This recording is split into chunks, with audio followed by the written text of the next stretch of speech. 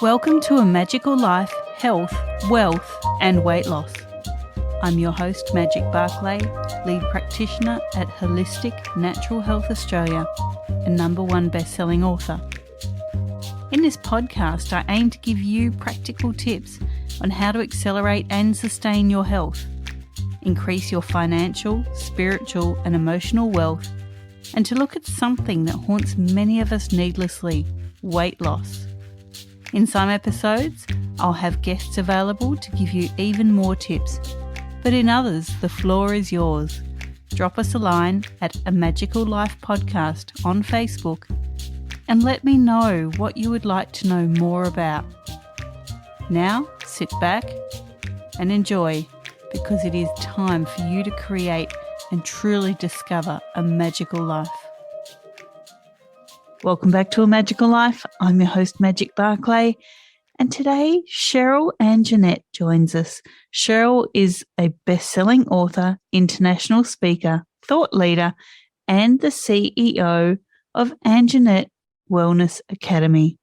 Her 30-year business background intersects with her vast mindfulness training that includes integrative hypnotherapy, NLP, and clinical and advanced certifications in cognitive behavioral neuroscience and stress, anxiety, and self-regulation. She works with individuals, small groups, and organizations to eliminate imposter syndrome and banish burnout. Welcome, Sheryl. Thank you. Good to be here. Great to have you here. And something I didn't mention, you have a new book. What is it called? I do. It's called The Imposter Lies Within.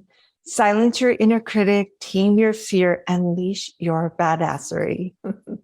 Wow, I love that. Now, listen, I'm going to get straight into my standard 3 questions. Everyone gives me such different answers, and I'm really excited about yours. So the first one is, what can your expertise do to accelerate health, not just physical, but also emotional and spiritual health? So really, to accelerate health, whether it's physical or emotional, I think that it's important to start with a vision of what that looks like for you and the belief that you can do it. See yourself feeling good, feeling happy, feeling balanced. See yourself looking the way you want to look. See yourself with the energy that you want to have.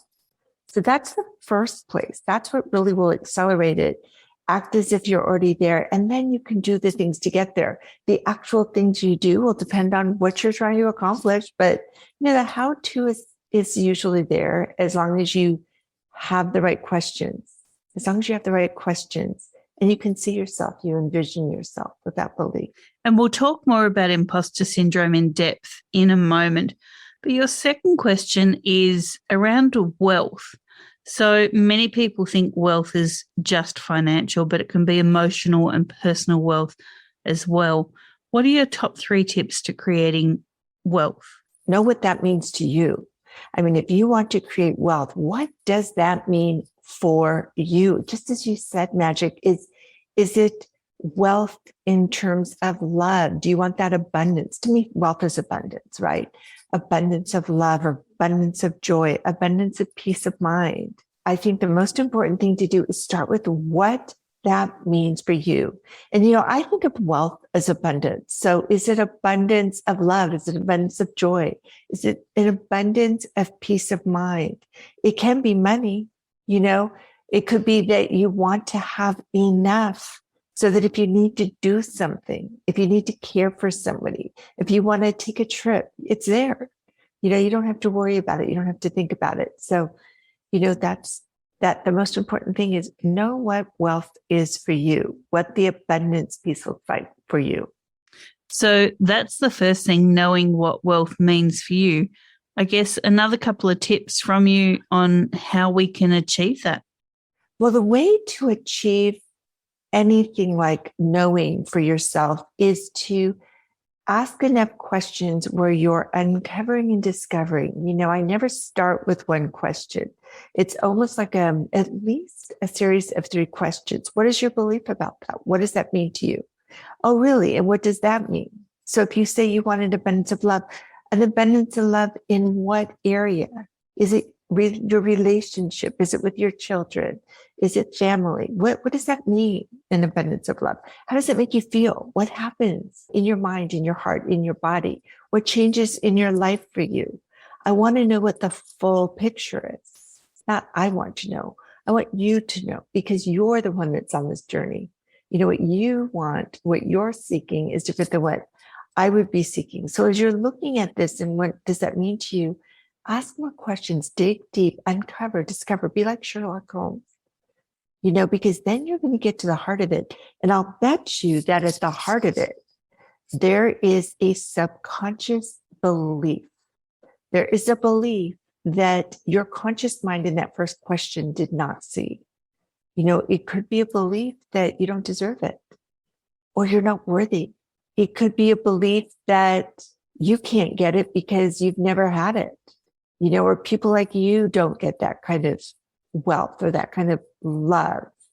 So at the core of that, there is a belief. And we want to get to that belief because beliefs are changing. Fantastic. And our final question is around weight loss. So many people battle with their weight. Have you ever battled your weight? If so, how did you win the battle? And what can you offer the listeners who might be on this journey? Yes, I have. You know, I came from a family, and let's talk about physical weight, because I think there's emotional weight and there's both, and sometimes they're intertwined. So let's talk about the physical weight. Both of my parents were obese growing up. My mother was extraordinarily obese, so she wore the big tent dresses. My father was just a husky guy. So I had to be really, really like, you know, I was just kind of marinated in that. I was always very thin. I didn't eat much. I didn't really care that much about food, but my subconscious mind was seeing certain behaviors, if that makes sense. So that totally makes sense. How did you, I guess, distinguish the weight that your mother had as not being part of your life? I think many of us as women, you know, we see what our mothers are going through and we just think that's the way our pathway is going to be. You know, for some reason, it wasn't a conscious thing, but subconsciously, I do realize this now as an adult that I never felt like I was part of that. I felt like I always felt I was so different from my family. And so I was just very, very quiet. I didn't say anything, but it did come to get me. I mean, there were periods in my life where I remember having a trauma in my late teens and in my first year of college. And I gained, you know, like we say gain, lose. I hate to use those words with weight, but, you know, I took on 20 pounds, whatever that is in kilograms, depending on where you're listening. And that's a lot. You know, I'm a tall girl, but that's a lot. And then I was able to let it go and reset that. But there was some emotional eating, and I realized that I witnessed that. You know, that was part of my conditioning. And so now I just have to watch it. I pay attention to unconscious habits, you know, that I realize I picked up. And then as far as the other type of weight, I think weight is often the emotional weight. You know, it's not always, but usually our emotions are part of that. So like I say, everyone's different. But it was that emotional weight. And that's what I work on with people today as a hypnotherapist. I help them to release that emotional weight. And sometimes also the physical weight, you know, the two go together, but releasing the trapped emotions, the heavy emotions that were unexpressed, that had been repressed. Some great stuff there. Now let's talk imposter syndrome. Many of us have it. I'm aware that I have it. And, you know, it can stop us. It can, I guess, rear up as I'm not good enough. I don't know enough. I haven't worked in this job long enough. I'm not a good mother. Like we think these things quite often, and we see ourselves playing these prophecies out. And it's all due to this thing called imposter syndrome. Can you explain to listeners what it is and how it might be creeping into their lives?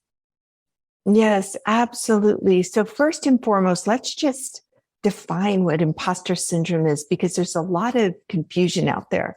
So imposter syndrome is a psychological pattern where someone feels like they're not good enough in spite of their accomplishments. Now, I want you to give emphasis to the fact that it's a pattern, right? Because this is habitual. It's not just our behaviors, but our beliefs, our thoughts, our self-talk become patterned, and also that it's in spite of.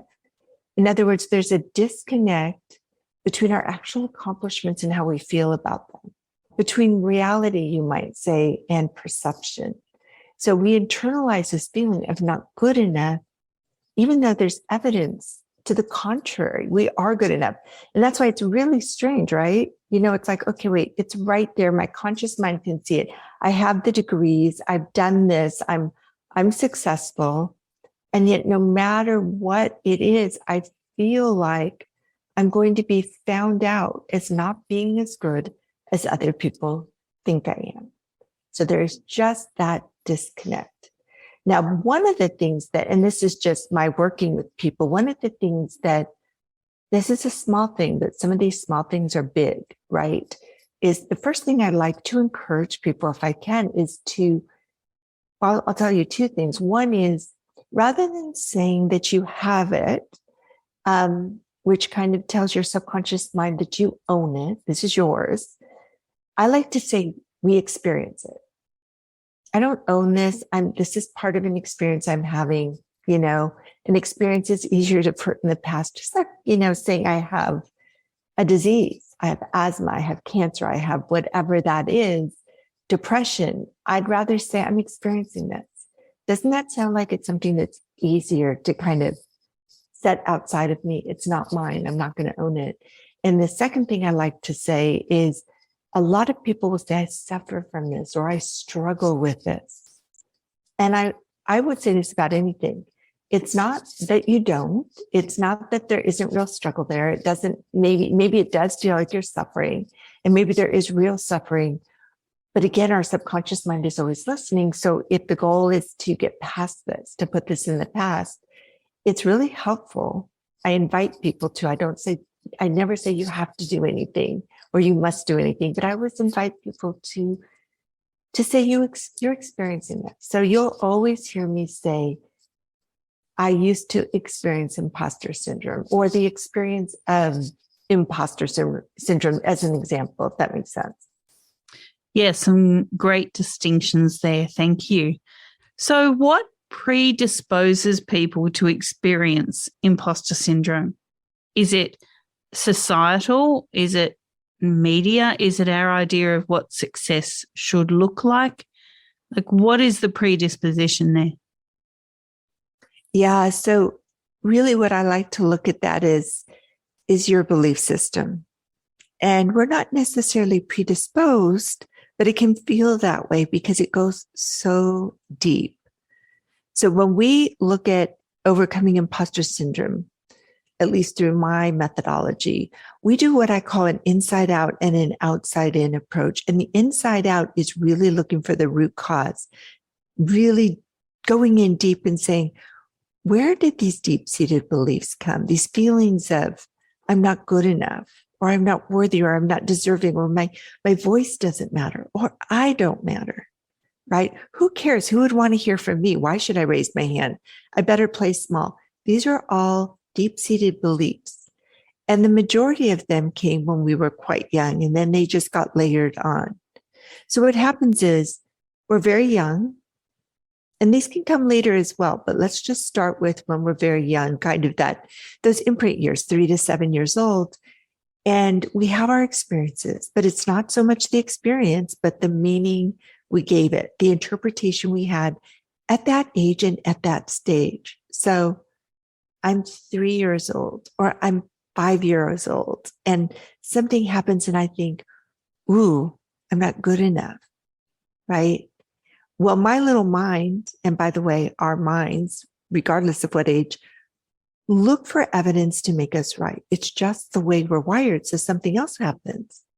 And I think, oh, there it is. You see, I'm not good enough. And it layers on and layers on. Add to that, that our minds are wired with a negative bias. So if it's something that is negative, I'm going to latch on to it even more because our minds simply haven't, that primitive part of our mind simply haven't evolved.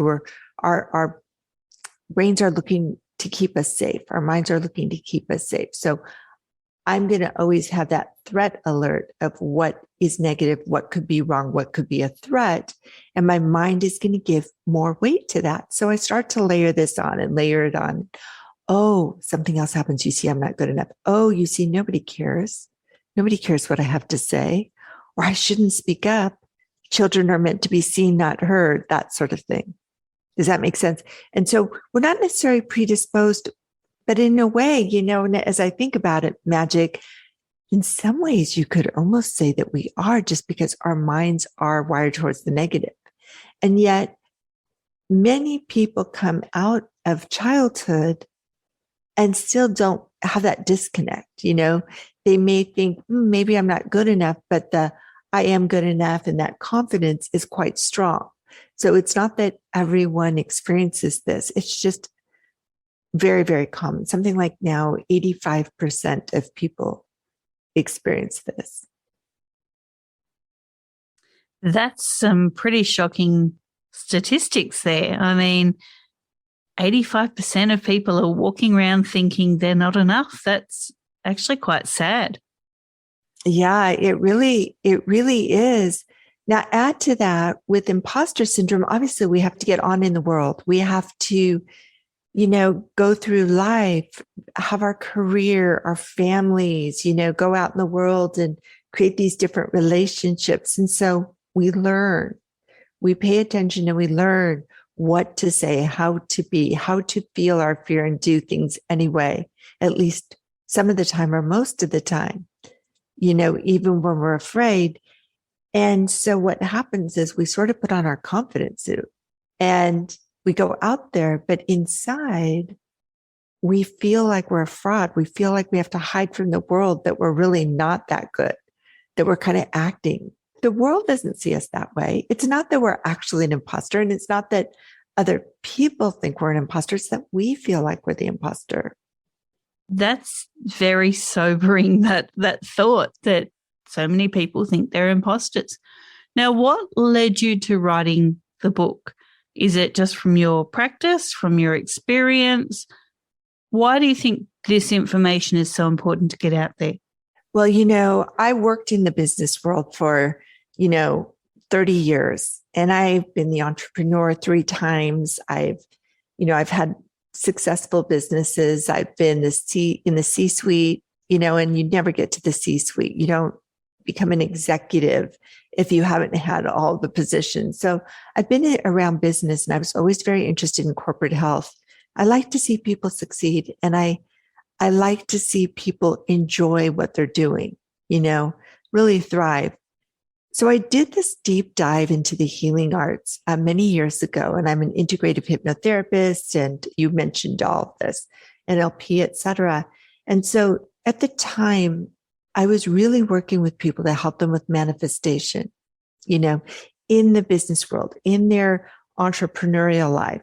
And as I was going through, we were looking at kind of the ways most people look at manifestation, but I put my gap analyst hat on, and I would say, listen, we're always manifesting. That is just that we're calling in whatever we're putting out there, the energy, the thoughts.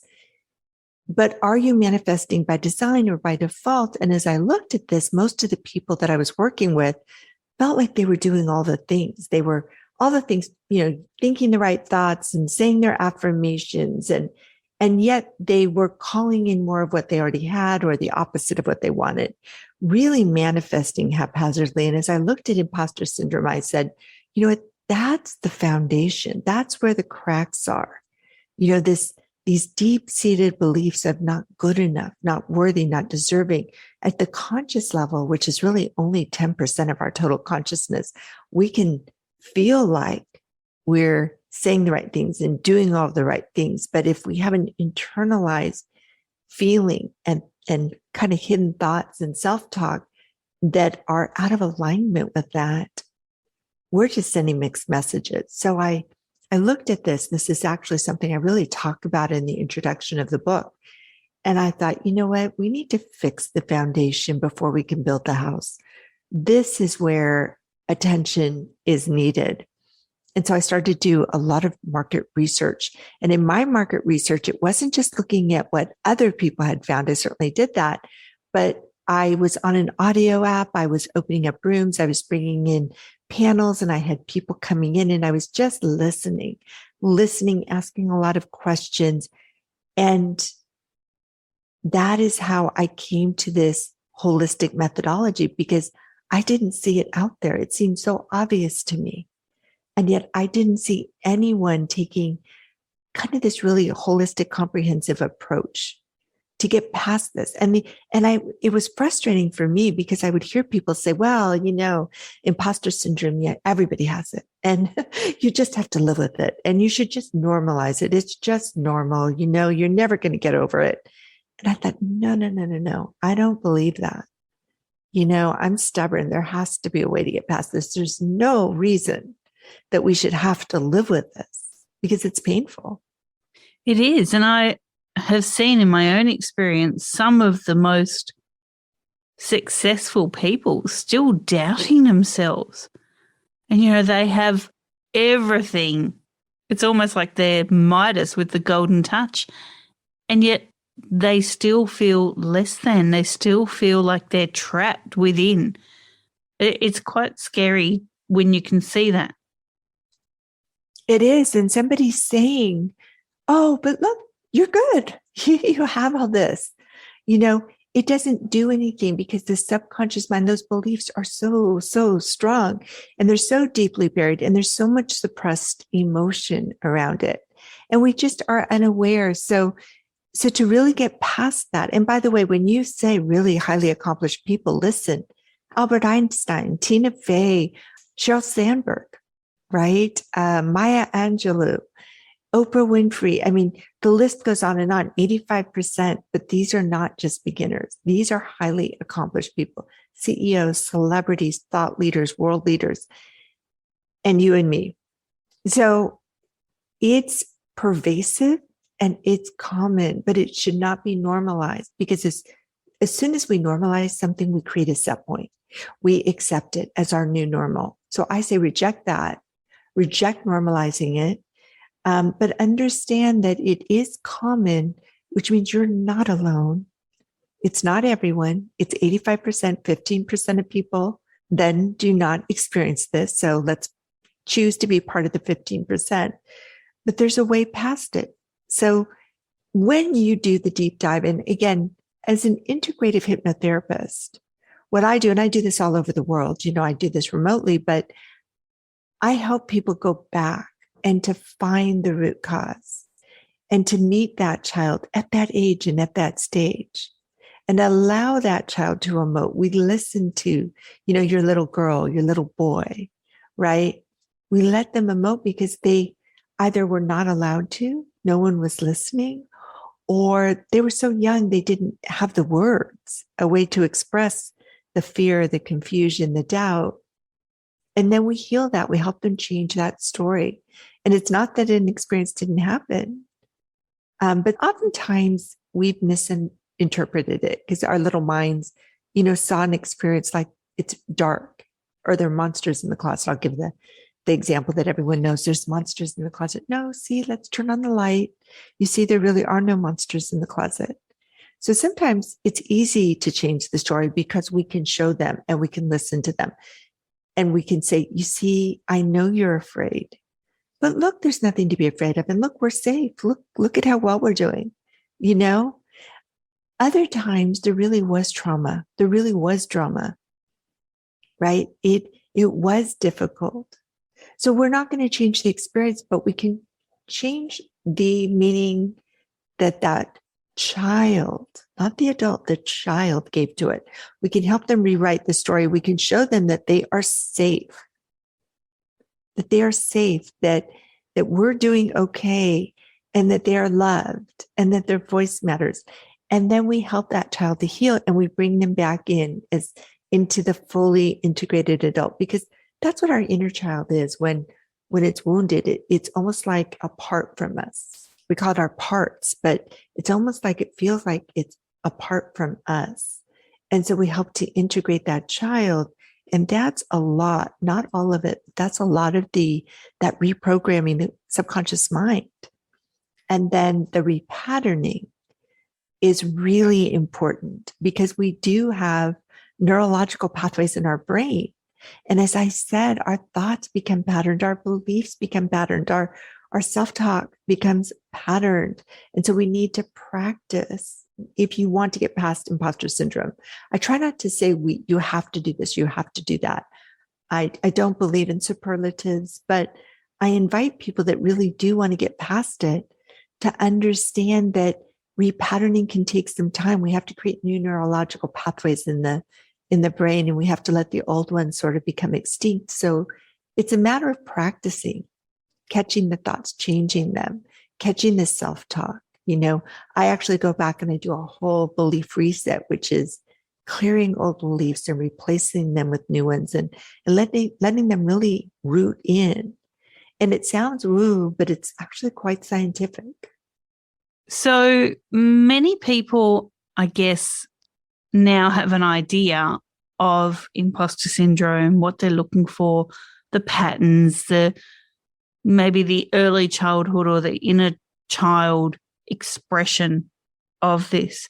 What are some ways forward once you've recognized this? You've mentioned a few techniques and tools here, but what are some ways forward? Like, how do people work with you? How do they get past this blockage? Yeah, it's such an important question. So if you choose to do this on your own, I would encourage you to take a holistic approach. I would encourage people, and sometimes that's scary because things have been buried for so long, but I do have some meditations that help people kind of go in and meet their inner child and look for those things. But I would encourage to do the inside and the outside. In my book, I have 20 exercises throughout the book. So you can start by getting the book if you're interested in that, because that really does take you on a journey. It takes you from awareness to insight, to alignment, to integration. And people really refer to it almost like having a book and a workbook in one. They'll dog ear it, they'll highlight it. But if you do those exercises, they really do work. And it takes you into those different stages, the awareness. If you're interested, I find it sometimes difficult to do all of this on your own because it's hard to find. It's easy to self-sabotage, And so I do a couple of things. I work with people one-on-one, but because so many people like the idea of a group and having that whole support, I also created a group program. So that's another way to do it. And the group program is really nice. I call it a voyage past self-sabotage.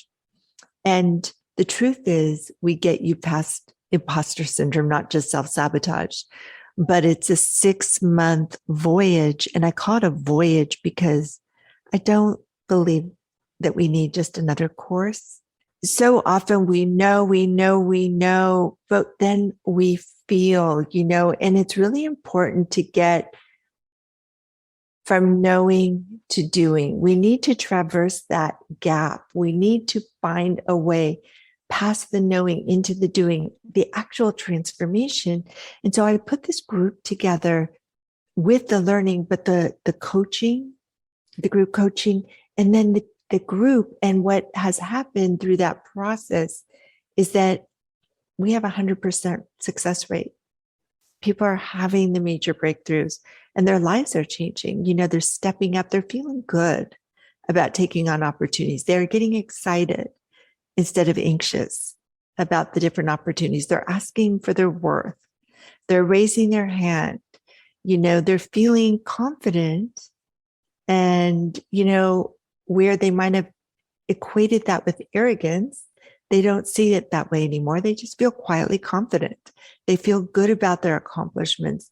They're connecting, they're aligned. And so that's a really nice way to do it.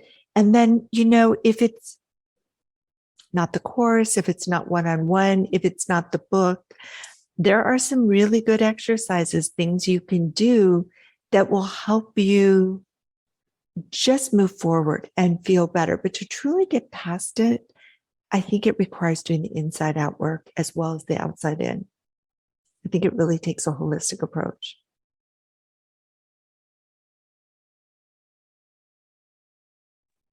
Fantastic. Now, people can find you at SherylAnjanette.com.